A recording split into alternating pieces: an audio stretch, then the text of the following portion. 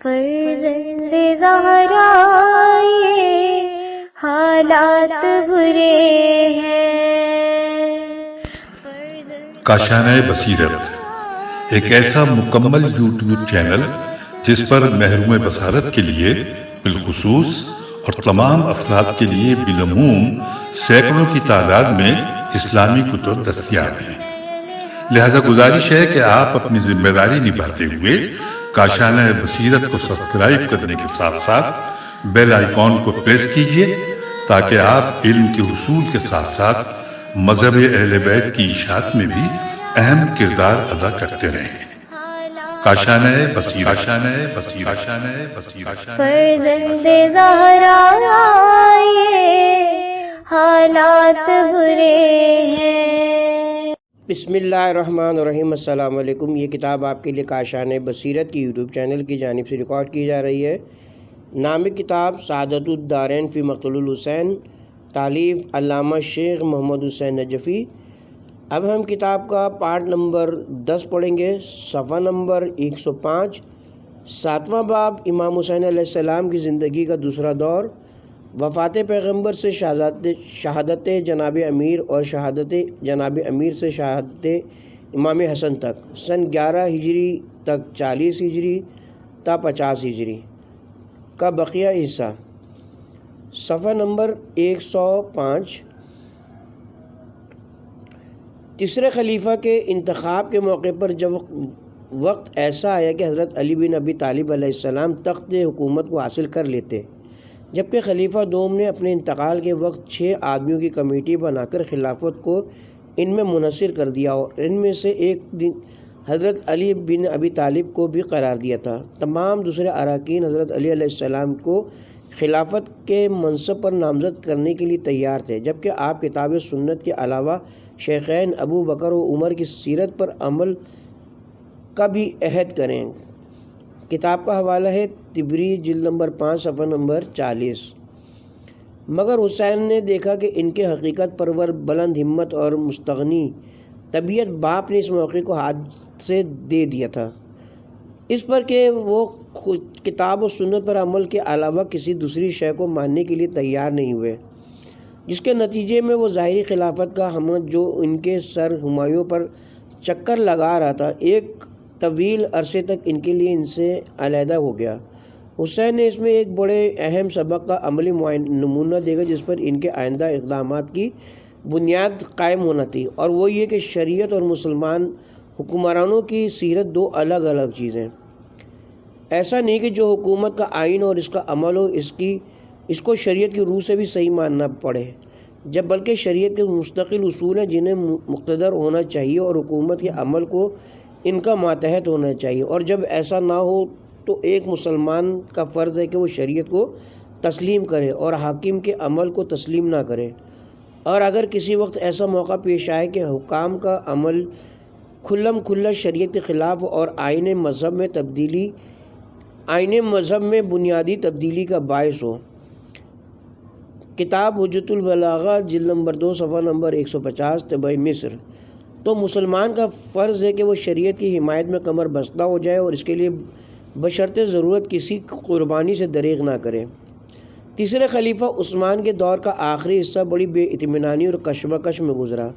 مسلمانوں کو ان سے شکایتیں پیدا ہوئیں اور اقدامات کی حد تک پہنچیں، مگر حضرت علی بن ابی طالب نے ان اقدامات کو تقویت پہنچانے کے بجائے پوری کوشش کے ساتھ ان کو روکنے کی مسلسل کوشش فرمائی۔ کئی مرتبہ بیچ میں پڑھ کر صلح کرائی، مخالف جماعت کی شکایات دور کرائیں اور انہیں سمجھا بجھا کر منتشر کیا۔ کتاب کا حوالہ ہے طبری صفحہ جلد نمبر 5 صفحہ نمبر 96 97 110 117 122۔ مگر مروان جو اس دور میں کاتب کے عہدے پر تھا، اس کی شرارتوں نے ان کوششوں کو کامیاب نہ ہونے دیا اور اس جماعت نے حاکم وقت کے مکان کا محاصرہ کر لیا۔ یہاں کتاب کا حوالہ ہے ابو زرع والکتاب علو زرع والکتاب صفحہ نمبر 14 طبری جلد نمبر 5 صفحہ نمبر 111 112۔ اس وقت بھی حضرت علی بن ابی طالب نے یہ ہمدردی کی کہ جب آپ کو معلوم ہوا کہ محاصرہ کرنے والوں نے پانی بند کر دیا تو آپ نے حسن و حسین اپنے دونوں فرزندوں کو کچھ مشقوں کے ساتھ روانہ کیا اور ان دونوں صاحبزادوں نے اپنے کو خطرے میں ڈال کر پانی قصر حکومت کے اندر پہنچا دیا۔ بہرحال نظام حکومت کا پیمانہ لبریز تھا اور پانی سر سے اونچا ہو چکا تھا۔ حملہ آور جماعت نے دارالحکومت کی سرزمین کو خلیفہ کے خون سے رنگین اور ان کے رشتہ حیات کو قطع کر دیا۔ 1 مہینہ 19 دن محاصرہ رہا۔ کتاب ہے طبری جلد نمبر 5 صفحہ نمبر 122۔ لاش 3 دن تک بے گور و کفن رہی۔ کتاب کا حوالہ ہے طبری جلد نمبر 5 صفحہ نمبر 143۔ اور ائمہ مسلمین دفن کی طرف متوجہ نہ ہوئے۔ آخر میں رات عش کوکب نام کے مقام پر جو مسلمانوں کے قبرستان سے الگ تھا سپرد خاک کیے گئے۔ کتاب کا حوالہ ہے طبری جلد نمبر 5 صفحہ نمبر 143 اور 114۔ اس عبرت اناک موقع سے ایک حساس انسان کس قدر اہم نتائج حاصل کر سکتا تھا۔ سلطنت دنیا کی بے ثباتی، جمہور کی وفاداری پر عدم اعتماد، نیز مروان اور دیگر بنی امیہ کے ہاتھوں اسلام کی شیرازی کی ابتری، یہ سب کچھ حسین نے دیکھا اور اپنی آئندہ زندگی کے سب سے اہم کارنامے کی بنیادوں کو مستحکم بنانے میں ان میں سے ہر ایک پہلو کا لحاظ رکھا۔ حالات بہت تیزی سے تبدیل ہوتے ہیں اور ان حالات کے لحاظ سے جمہور کے رجحانات بھی بدلتے رہتے ہیں۔ اس ہنگامی انقلاب کے نتیجے میں مسلمانوں کی آنکھیں اور ان کے انتخاب کی نگاہیں حضرت علی ابن ابی طالب علیہ السلام کے چہرے پر جم گئیں۔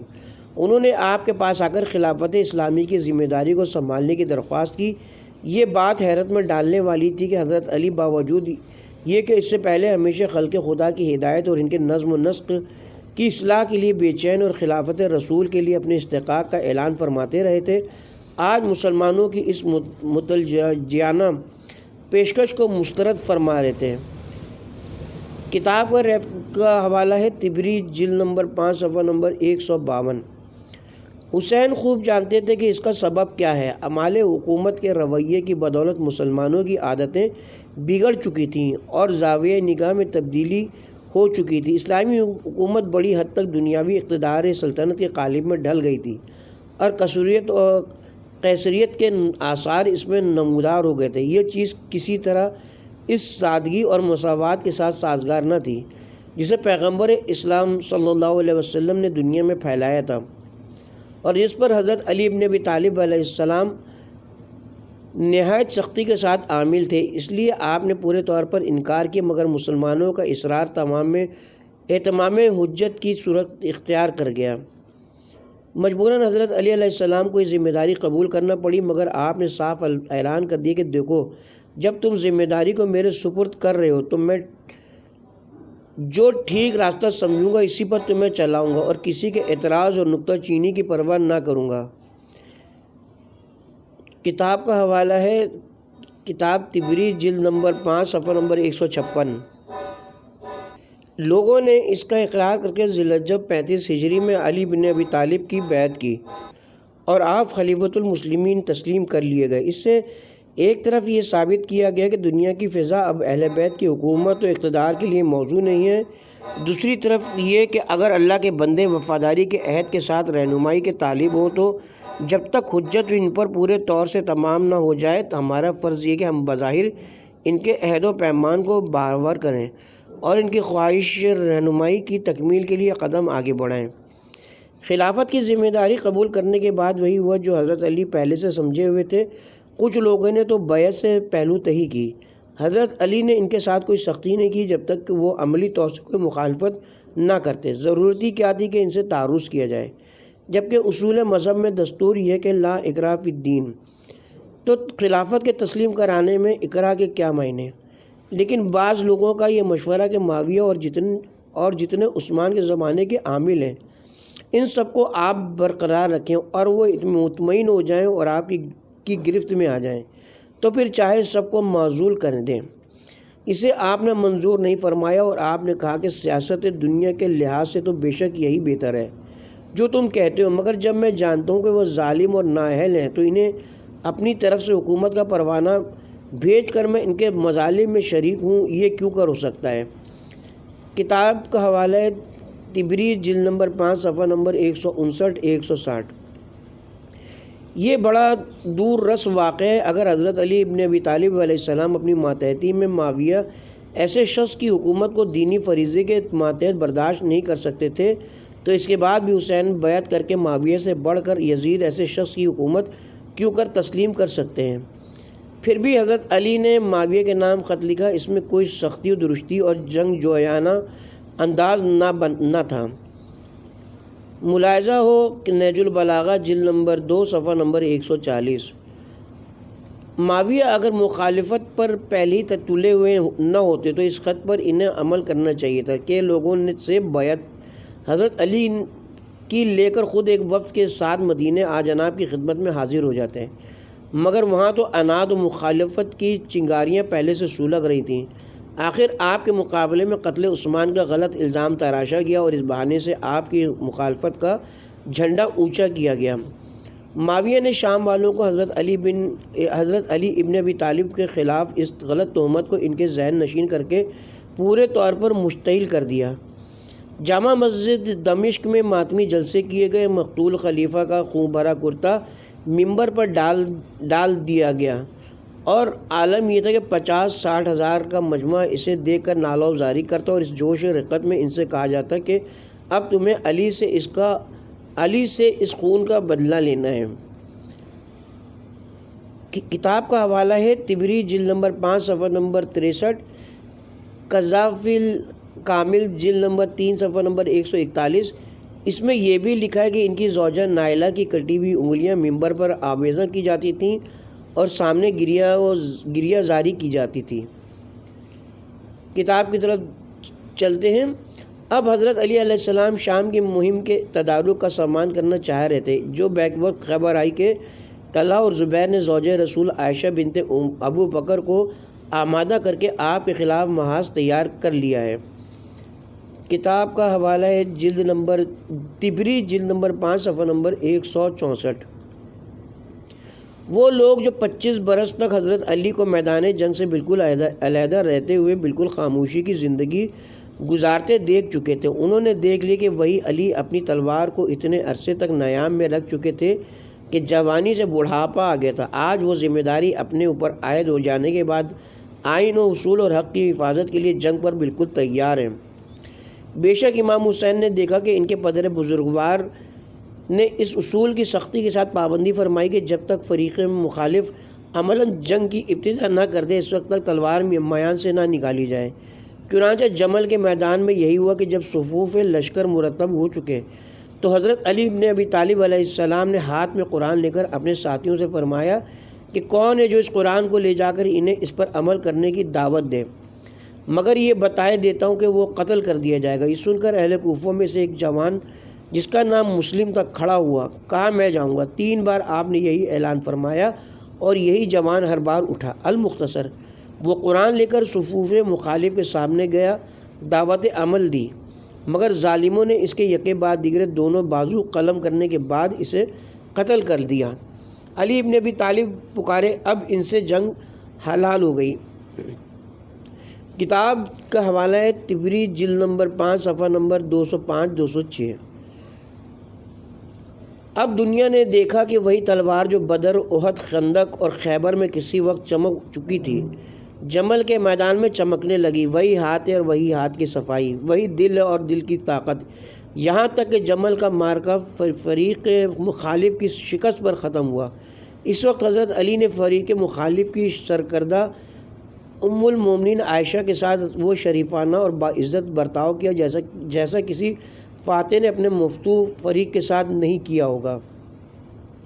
کتاب کا حوالہ ہے تفصیل کے لیے دیکھیے طبری جلد نمبر 5 صفحہ نمبر 203، 205، 218، 219 اور 225۔ یہ مارکہ روز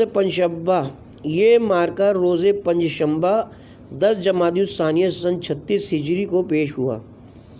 ظاہر ہے کہ عام اسباب کے لحاظ سے اب جناب امیر کا سن لڑائیوں کی امنگوں کا متقاضی نہیں تھا۔ 59 برس کی عمر تھی، مگر آپ کا 25 برس کی خاموشی کے بعد اب میدان جنگ میں آ جانا اعلان کر رہا تھا کہ حقیقتاً ہمارا حرکت و سکون سب فرض کے احساس کا نتیجہ ہونا چاہیے۔ فرض کی پکار پر ہمیں جواب دینا چاہیے۔ اصول و فرض کے حدود میں جذبات کا تقاضا اور سن کا اختلاف کوئی چیز نہیں ہے۔ اگر فرض ہمارا خاموشی کا تو چاہے جوانی کی تمام امنگیں قدم اٹھانے پر مجبور کر رہی ہوں، پھر بھی ہم کو اپنی زندگی خاموشی کے ساتھ گزار دینا چاہیے اور جوانی سکون کے عالم میں بسر کرنا چاہیے۔ اور اگر فرض ہمارا عملی اقدام کا تو چاہے بڑھاپے کا اضمحلال جسمانی قوتوں کو متاثر بھی کیے ہو، مگر پھر بھی ہمیں عزم و ارادے کے قدموں پر کھڑا ہو جانا چاہیے اور وہ کرنا چاہیے جو جوان مردانہ ہمت کا تقاضا ہے۔ ادھر شام میں اشتعال انگیزی مسلسل جاری رہی، مگر آپ نے اپنی جانب سے اصلاح کی کوشش جاری رکھی۔ کئی آدمی معاویہ کے پاس روانہ فرمائے تاکہ جا کر اتحاد و اتفاق اور اطاعت و اجتماع کی دعوت دیں، مگر اس امن پسندانہ پیش قدمی کا جواب یہ ملا کہ پلٹ جاؤ میرے پاس سے، کیونکہ میرے تمہارے درمیان تلوار سے فیصلہ ہوگا۔ کتاب ہے کا حوالہ ہے یہاں پہ طبری جلد نمبر 5 صفحہ نمبر 243۔ بالآخر مسلمانوں کا خون بے دریغ بہایا جانے لگا۔ اس جنگ کے آغاز و اثنا اور انجام میں بہت سے جاذب توجہ امور پیش آتے رہے۔ پہلے یہ کہ اس جنگ میں بھی حضرت علی نے اپنی فوج کو ہدایت کر دی کہ جب تک دشمن ابتدا نہ کرے تم جنگ نہ کرنا۔ کتاب کا حوالہ ہے طبری جلد نمبر 5 صفحہ نمبر 238۔ نام نہاد مسلمانوں کے ساتھ تمام پیش کردہ مارکوں میں آپ نے یہی ہدایت فرمائی، اور جب لڑائی چھڑ جائے اور پھر دشمن کو شکست ہو تو کسی بھاگتے ہوئے کا پیچھا نہ کرنا، کسی زخمی پر ہاتھ نہ اٹھانا، کسی عورت کی بے حرمتی نہ کرنا، کسی مقتول کے اعضاء قطع نہ کرنا، خیام میں بلا اجازت داخل نہ ہونا، ان کے مال و اسباب کو نہ لوٹنا، اور دشمنوں کی عورتیں تمہیں اور تمہارے سرداروں کو گالیاں بھی دیں تو انہیں کوئی ایذا نہ پہنچانا۔ کتاب کا حوالہ ہے طبری جلد نمبر 6 صفحہ نمبر 6۔ اس کے علاوہ یہ بھی ایک واقعہ سامنے آیا کہ معاویہ کے مقدمل جیش ابو الاور سلمی نے نہر فرات پر قبضہ کر لیا اور حضرت علی کے لشکر پر پانی بند کر دیا۔ مجبوراً آپ نے پانی کے لیے جنگ کا حکم دیا۔ آپ کے لشکر نے ابو الاور سلمی کی فوج سے گھاٹ چھین لیا اور یہ ارادہ کیا کہ اب دشمن کی فوج پر اسی طرح پانی بند کر دیا جائے جیسے اس نے ہم پر بند کیا تھا، مگر حضرت علی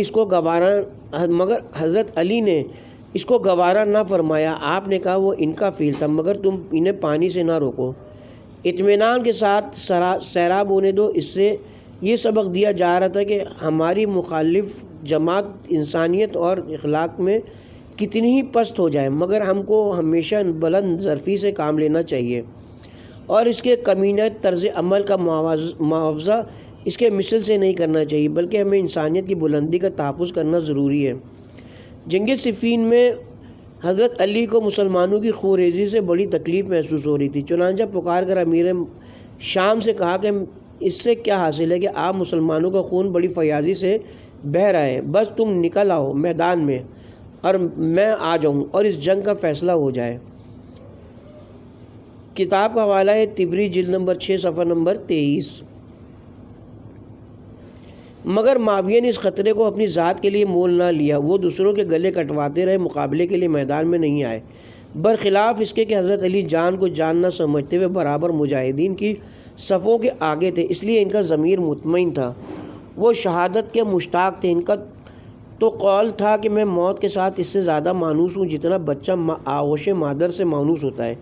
اسی جنگ صفین میں ایک موقع پر امام حسن سے فرمایا، تمہارے باپ کو تو کوئی پرواہ نہیں کہ موت اس پر گر رہی ہے یا وہ خود موت کے اوپر گر رہا ہے۔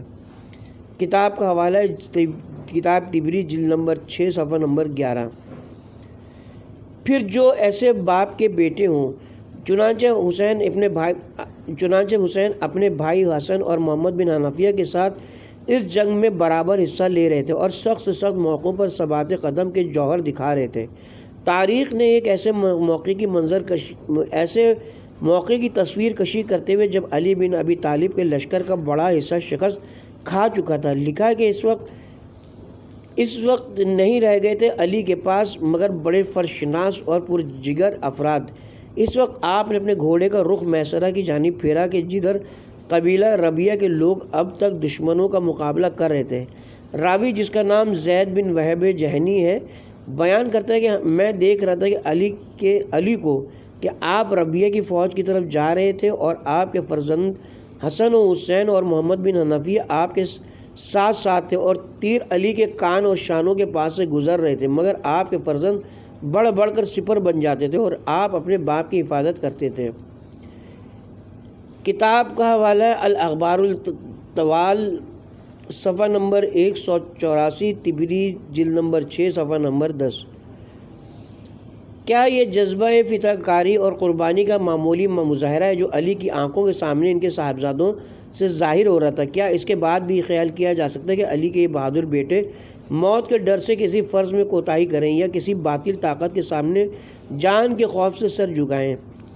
اسی جنگ صفین کے میدان میں ایک اور منظر کا بھی مشاہدہ ہوا، وہ یہ کہ عین جنگ کی حالت میں حضرت علی بن ابی طالب کی نگاہ آفتاب پر تھی۔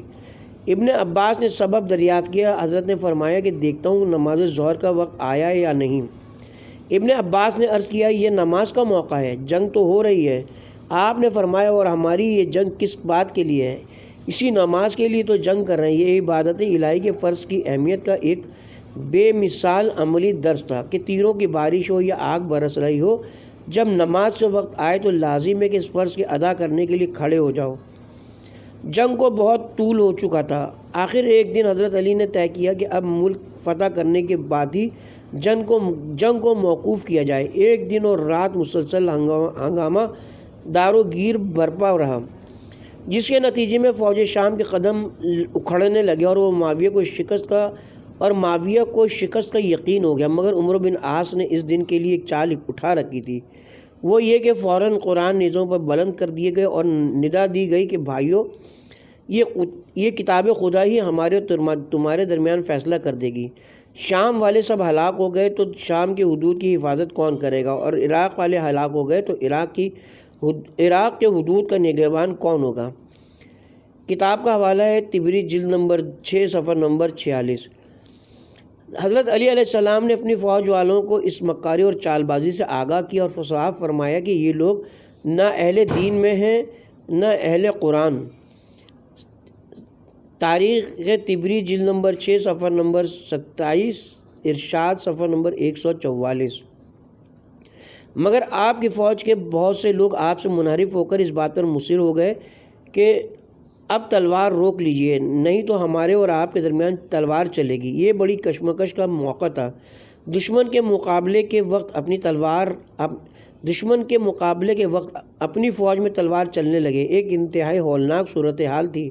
مجبوراً آپ نے جنگ کے التوا کا حکم دیا اور طے پایا کہ ایک حکم اہل شام کی طرف سے نامزد ہو اور ایک کوفے کی طرف سے، مگر اہل شام کی طرف سے عمرو بن عاص ایسا امیر شام کا نفس ناطقہ مقرر کیا گیا، اور جب علی نے چاہا کہ مالک اشتر یا عبداللہ بن عباس یا کسی دوسرے ایسے ہی مخلص کو اپنی جانب سے مقرر کریں تو وہی اپنی فوج والے پھر بگڑ گئے۔ آخر سب نے ابو موسیٰ اشعری کو اپنی جانب سے مقرر کیا۔ صلح نامے میں یہ نمایاں طور پر لکھا گیا تھا کہ حاکمین کتاب خدا کے مطابق فیصلہ کریں گے۔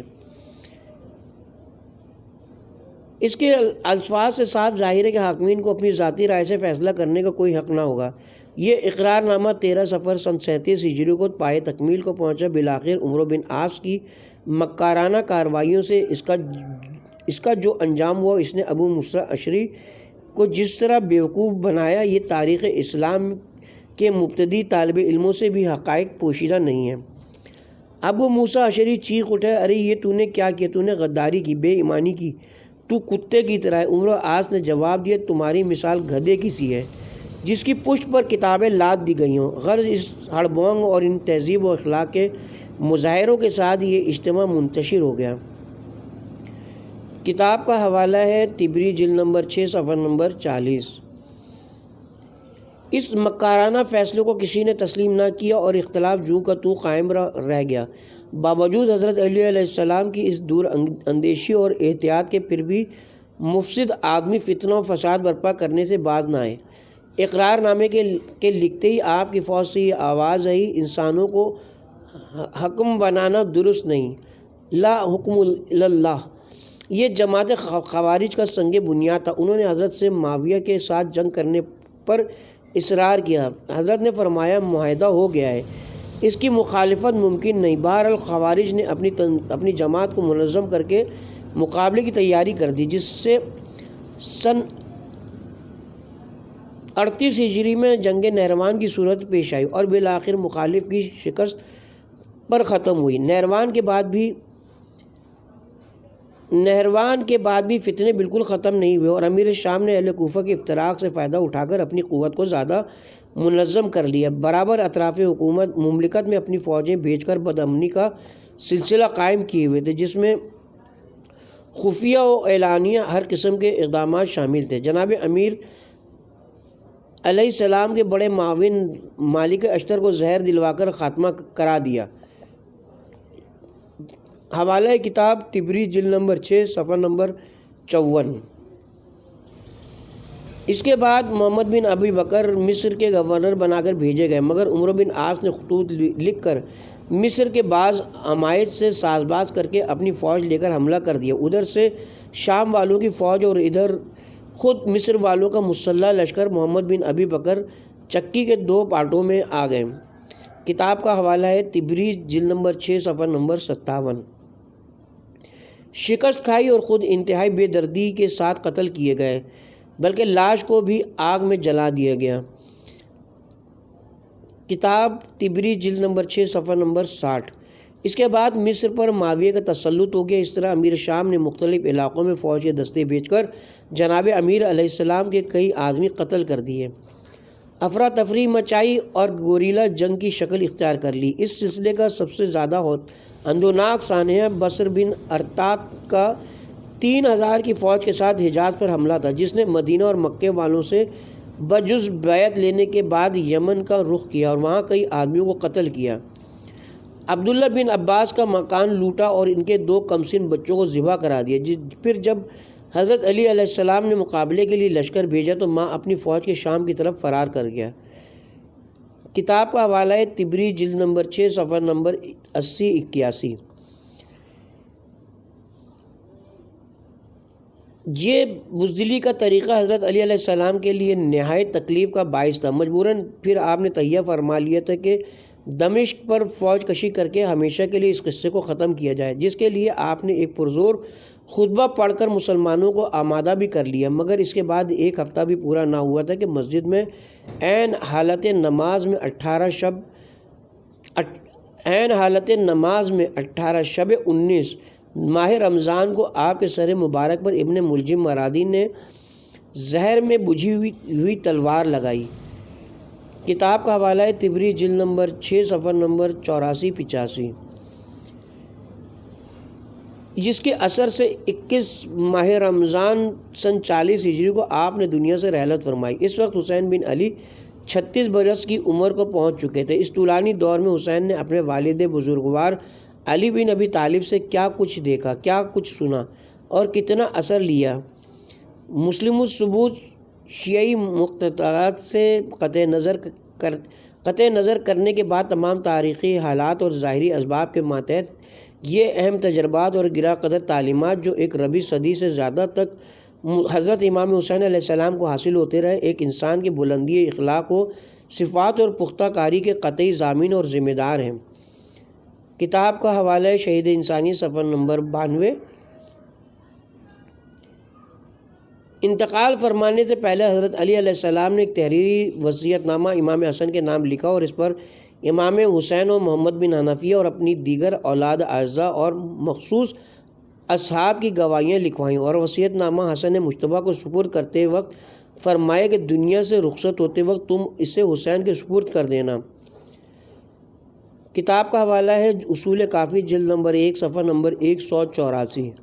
اس کے علاوہ ایک وصیت آپ نے حسن اور حسین دونوں بھائیوں کو مشترکہ طور پر فرمائی، وہ یہ تھی کہ میں تم کو فرض شناسی کی وصیت کرتا ہوں اور یہ کہ تم کو کبھی دنیا کے طلبگار نہ ہونا چاہیے، وہ دنیا خود تمہاری طلبگار اور کسی دنیاوی نقصان پر کبھی رنجیدہ نہ ہونا، اور ہمیشہ حق کے لیے زبان کھولنا اور ثواب کے لیے کام کرنا اور ظالم کے مد مقابل اور مظلوم کے مددگار رہنا۔ میں تم کو تمام اپنی اولاد اور اعزاء اور ان لوگوں کو جن تک میرا پیغام پہنچے وصیت کرتا ہوں کہ ہمیشہ خدا سے ڈرتے رہنا اور اپنے شرازے کو منتشر نہ ہونے دینا، اور اپنے درمیانی جھگڑوں کو صلح و آشتی کے ساتھ طے کرتے رہنا، اور دیگر یتیموں کا خیال رکھنا، ان کی برابر خبر گیری کرتے رہنا، اور پڑوسیوں کا خیال رکھنا، اس لیے کہ رسول اللہ صلی اللہ علیہ وسلم نے ان کے بارے میں وصیت کی تھی۔ اور دیکھو، قرآن کا خیال رکھنا، تم سے بڑھ کر کوئی قرآن پر عمل کرنے والا نہ ہو، اور نماز کا خیال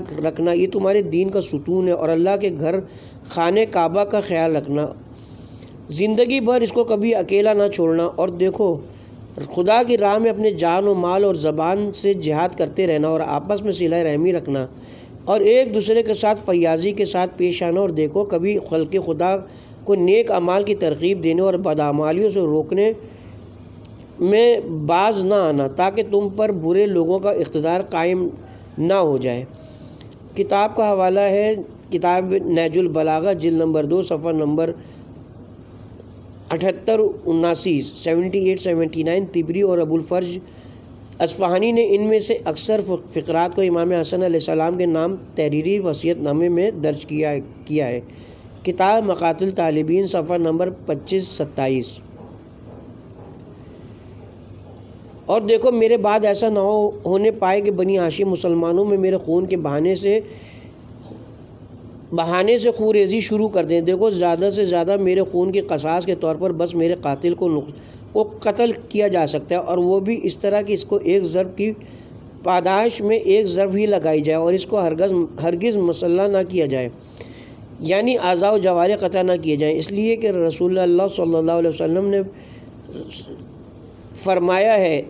فرما گئے کہ خبردار کسی کو مسلح نہ کرو، چاہے وہ کاٹنے والا کتا کیوں نہ ہو۔ کتاب کا حوالہ ہے طبری، جلد نمبر 6، صفحہ نمبر 86۔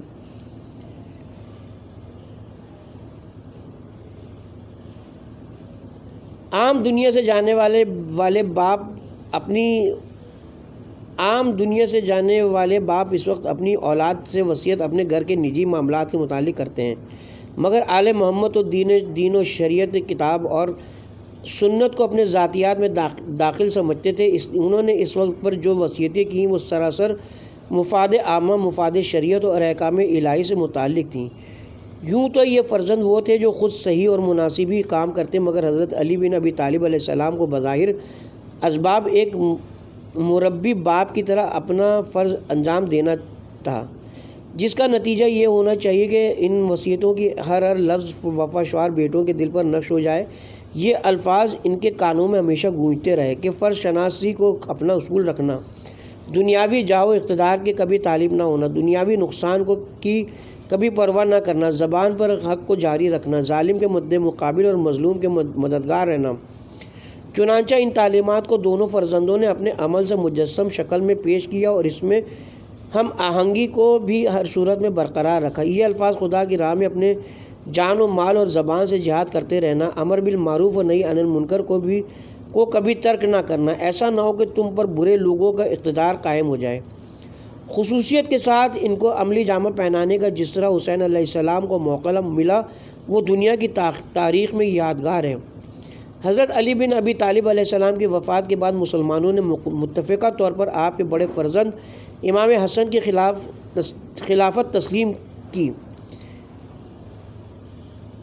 ابھی ملک حضرت علی کے غم میں سوگواری تھا، اور حضرت امام حسن علیہ السلام پورے طور پر انتظامات بھی نہ کر چکے تھے کہ معاویہ کی طرف سے آپ کی مملکت میں در اندازی شروع ہو گئی، اور آپ کے خفیہ کارکن ریشہ دوانیاں کرنے لگے، اپنے جاسوس یہاں پھیلا دیے، بعض کوفہ اور بصرہ سے پکڑے بھی گئے۔ کتاب ارشاد، صفحہ نمبر 199-200۔ اس واقعے کے بعد امام حسن نے معاویہ کو ایک خط لکھا جس میں اس کی ان شرارتوں پر جزر و توبیخ تھی۔ اس خط کے بعد معاویہ اور امام حسن کے درمیان بہت سے خطوط کی رد و بدل ہوئی۔ بہرحال ان واقعات سے یہ امر بالکل واضح بالکل ظاہر ہو گیا کہ امیر شام معاویہ کو جناب امیر سے کوئی وقتی عداوت نہ تھی، ورنہ وہ ان کی شہادت کے ساتھ ختم ہو جاتی، بلکہ یہ آل رسول سے ایک مستقل دشمنی ہے جس کے نتائج آئندہ دیکھیے کیا ہوں۔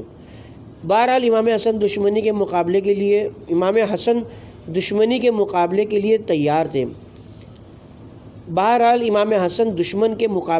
تیار تھے۔ بے شک آپ کو اور اس کے ساتھ حسین کو اپنے ملک کی فضا کی طرف سے بے اطمینانی ضرور تھی، اس لیے کہ خوارج کے فتنے کے بعد سے خود اہل کوفہ میں پھوٹ پڑ چکی تھی، اور بہت سے لوگ ایسے بھی تھے جو بظاہر حضرت علی کی فوج میں شامل تھے مگر قرابت، دوستی یا کسی وجہ سے خوارج کے ساتھ ہمدردی رکھتے تھے۔ حضرت امیر کو خود ان لوگوں کی شورش پسندی، اختلافات رائے اور نظم کی کمی سے اتنی تکلیف اور پریشانی تھی کہ آپ موت کے آرزومند تھے۔ تمام کتب تواریخ اور بالخصوص نہج البلاغہ میں ایسے خطبے آپ کے درج ہیں جو آپ کی کبیدہ خاطری بلکہ روحانی تکلیف کے مظہر ہیں۔ آپ نے ان لوگوں کو مخاطب کر کے فرمایا کہ تم نے میرا دل پیپ سے بھر دیا اور میرے سینے کو غم و غصے سے پر کر دیا ہے۔ کتاب کا حوالہ ہے نہج البلاغہ جلد نمبر 1 صفحہ نمبر 78۔ کبھی فرمایا کہ کاش معاویہ میرے ساتھ اپنی جماعت کا تمہاری جماعت سے تبادلہ کر لیتا، اس طرح جس طرح سونے کے سکے کا تبادلہ چاندی کے سکے سے ہوتا ہے، یعنی تم میں سے 10 لے لیتا اور اپنوں میں کا ایک مجھے دے دیتا۔ کتاب ارشاد صفحہ نمبر 164، نہج البلاغہ جلد نمبر 1 صفحہ نمبر 205۔ یہی وہ جماعت تھی کہ جس سے امام حسن علیہ السلام کو سابقہ پڑا تھا۔ یقیناً امیر شام کو بھی اپنے جاسوسوں کے ذریعے یہاں کے حالات کا علم ہوگا، اس لیے انہیں ہمت ہوئی کہ وہ یکایک عراق پر حملہ کر دیں۔ چنانچہ وہ اپنی فوجوں کو لے کر جسر منج تک پہنچ گئے۔ امام حسن نے بھی مدافعت کے انتظامات شروع کیے۔ حجر بن عدی کو بھیجا کہ وہ دورہ کر کے تمام مقامات کے عاملوں کو صورتحال کا مقابلہ کرنے پر آمادہ کریں اور لوگوں کو جہاد کے لیے تیار کریں۔ کتاب الاخبار الطوال صفحہ نمبر 214، ارشاد صفحہ نمبر 150۔ مگر اندازے کے بالکل مطابق یہ افسوسناک صورتحال سامنے آ گئی کہ لوگوں نے حجر بن عدی کا گرمجوشی سے استقبال نہیں کیا۔ عام طور پر جمود اور سرد موری سے کام لیا گیا۔ کچھ تھوڑی سی جمعیت مقابلے کے لیے تیار ہوئی بھی تو اس میں کچھ حصہ خوارج کا تھا۔ تھوڑے لوگ وہ ہوں گے جو واقعی حضرت علی اور امام حسن کے شیعہ سمجھے جا سکتے ہیں۔ اس کے بعد جو حالات رونما ہوئے وہ بڑے تکلیف دہ ہیں۔ کئی جنرلوں کو معاویہ نے لطائف الحیل سے اپنے ساتھ ملا لیے، فوج میں ابتری پھیل گئی، ہمتیں پست ہو گئیں۔ تفصیل کے لیے تاریخ طبری و کامل وغیرہ کا مطالعہ کیا جائے۔ بنظر اختصار ہم اس حصے کو قلم زد کرتے ہیں۔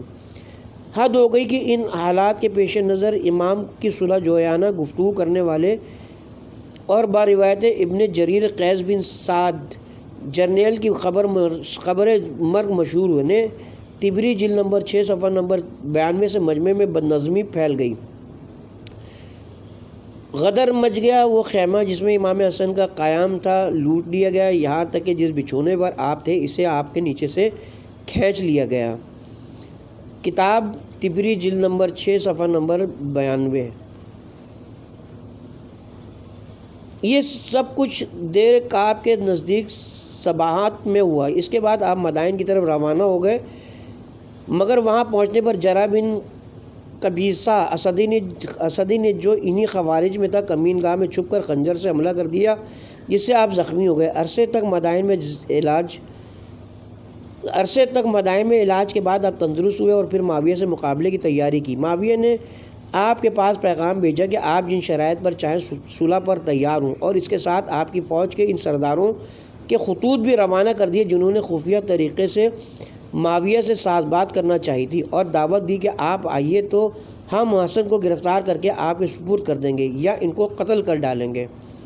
کتاب کا حوالہ ہے ارشاد صفحہ نمبر 195۔ امام حسن پہلے ہی اپنے ساتھیوں کی غداری سے واقف تھے اور اس لیے جنگ کو مناسب وقت خیال نہیں کرتے تھے، لیکن یہ ضرور چاہتے تھے کہ کوئی صورت ایسی پیدا ہو کہ باطل کی حمایت کا دھبہ بھی میرے دامن پر نہ آنے پائے۔ اس کے ساتھ ہی یہاں پہ ہم کتاب کے پارٹ نمبر 10 کا اختتام کرتے ہیں۔ اور پارٹ نمبر 11 کا اختتام کا آغاز امام حسن اور معاویہ کے درمیان ہونے والی صلح سے کریں گے، صلح کی شرائط پہ کریں گے۔